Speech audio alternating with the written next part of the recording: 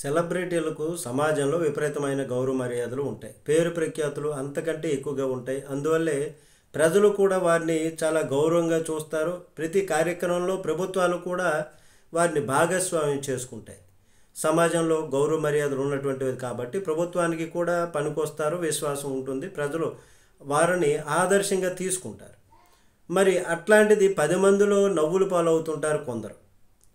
మరి నేలబారు వ్యవహారాలు చేస్తుంటారు కొందరు. అటువంటి సెలబ్రిటీల జాబితాలో యూసఫ్ పఠాను ముందు వరుసలో ఉన్నాడు అని చెప్తారు.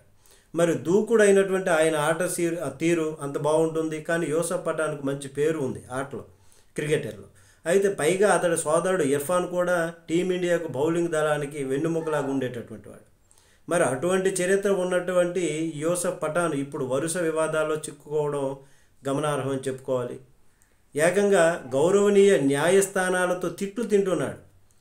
మరి భారత స్థలాన్ని ఆక్రమించాడు, ప్రభుత్వ స్థలాన్ని. గుజరాత్ హైకోర్టు ఆక్రమణదారుడిగా పేర్కొంది ఆయన్ని.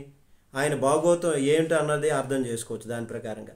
అంతేకాదు సెలబ్రిటీలకు చట్టాల నుంచి మినహాయింపు ఉండదని కూడా వాళ్ళు తెలుసుకోవాలి. ప్రజలలాగో వాళ్ళకి కూడా అట్లాగే ఉంటుంది.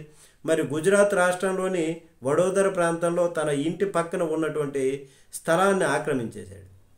మరి దీనిపైన 2012లోనే అక్కడ ప్రభుత్వం నోటీసులు ఇచ్చింది. అయితే ఆ నోటీసులకు సమాధానం చెబుతూ తాను తన సోదరుడి క్రికెటర్లమని సెక్యూరిటీ దృష్ట్యా ఆ భూమిని కొనుగోలు చేయడానికి అనుమతి ఇవ్వాలని కోరాడు. అయితే దానికి హైకోర్టు ఒప్పుకోలేదు. దీంతో యూసఫ్ భాగోతం, ఆ పఠాన్ భాగోతం బయటపడింది. అక్కడితోనే అతడు ఆగిపోలేదు. తాజాగా మరో వివాదంలో వేలు పెట్టాడు. బెంగాల్ రాష్ట్రంలో అది నా మసీదుపై యూసఫ్ కీలక వ్యాఖ్యలు చేశాడు. దీనికి సంబంధించి ఒక ట్వీట్ కూడా చేశాడు ఆయన. ఆ మసీదును అతడు అద్భుతమైన కట్టడంగా ట్వీట్లో పేర్కొన్నాడు. దానిని సుల్తాన్ సికిందర్ నిర్మించాడని పోస్ట్ చేశాడు.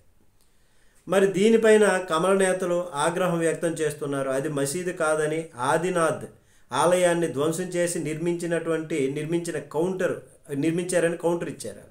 దానికి సంబంధించి ఆధారాలు కూడా సోషల్ మీడియాలో పోస్ట్ చేశారు. దీంతో మరోసారి యూసఫ్ పఠాన్ వివాదంలో చిక్కుకున్నాడు. అన్నట్టు యూసఫ్ పఠాన్ పార్లమెంటు సభ్యుడు కూడానండి. నమస్తే.